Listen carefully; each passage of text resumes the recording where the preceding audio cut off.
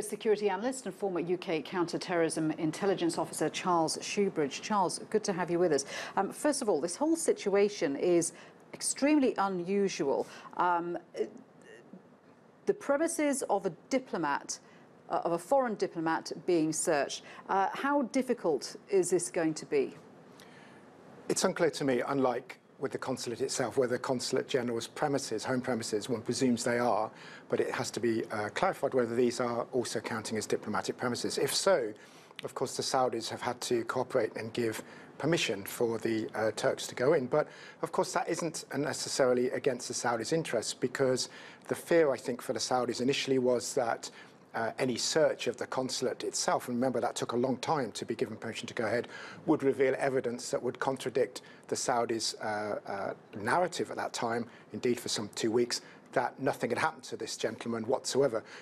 That, for the last couple of days, funnily enough, since Mr. Trump himself suggested that perhaps some kind of rogue elements were responsible for this rather than the government in Saudi Arabia itself, the Saudi Arabian government seems to have dropped over the last couple of days its assertion that nothing's happened.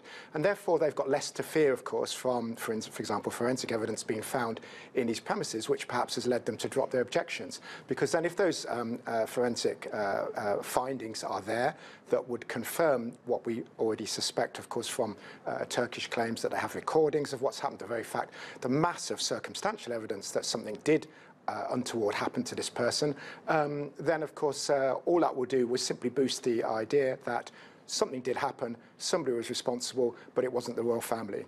So it becomes, it changes from preventing a narrative from getting out to spinning the narrative in a way that is perhaps more beneficial. How significant is it that the Consul General has left the country ahead of this search?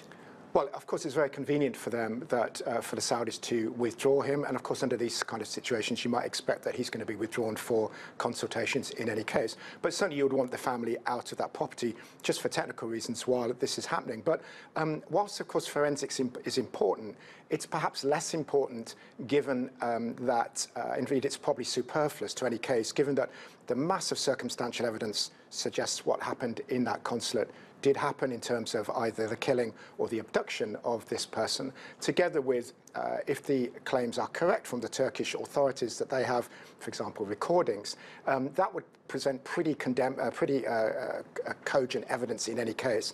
And the forensics would, if you like, be the icing on the cake in that. And as I've kind of already mentioned, in a way, the Saudis and the Turks now are not going at different narratives. So, in other words, it seems to be increasingly common ground that something did happen, because it's becoming increasingly undeniable that this person was either killed or abducted, likely killed. And therefore, of course, the narrative is shifting from the Saudi perspective to actually then blaming the lower officials, as people like myself even predicted before that would happen, to blame so-called rogue elements, or to say that officials were acting without official authority. Of course, the test for that narrative will be whether, when all this evidence, including this forensic evidence, is collected, and then perhaps the Turkish authorities have a case to bring, presumably for murder, against these individuals. They've named 15 individuals, for example, the Turkish authorities, that came from Saudi Arabia allegedly to carry out this crime.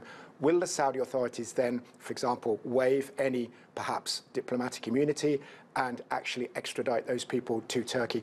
And will indeed Turkey even request such an extradition? All of that remains to be seen, of course, and all of that will be a test of how sincere the Saudi authorities are when they claim that these people acted without official permission. So you seem to be suggesting that there will be an outcome, but maybe it won't be the real outcome. And if we never find the body of Jamal Khashoggi, how will we ever know exactly what happened?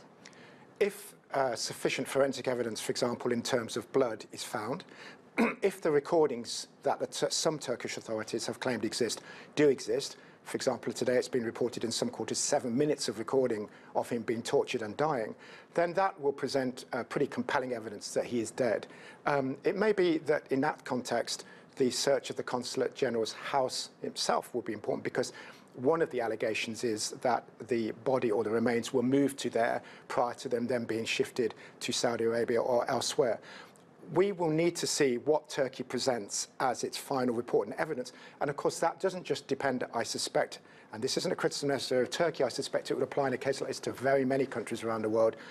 their report won't just, I suspect, be guided by what they've actually found, although it may be, but also, of course, will include these political considerations, the extent to which, for example, Turkey wants to prolong or perhaps even exacerbate this dispute that's naturally arisen as a result of what happened in that consulate. Charles, great to get your analysis there. Thank you very much indeed for joining us. Charles Shoebridge there.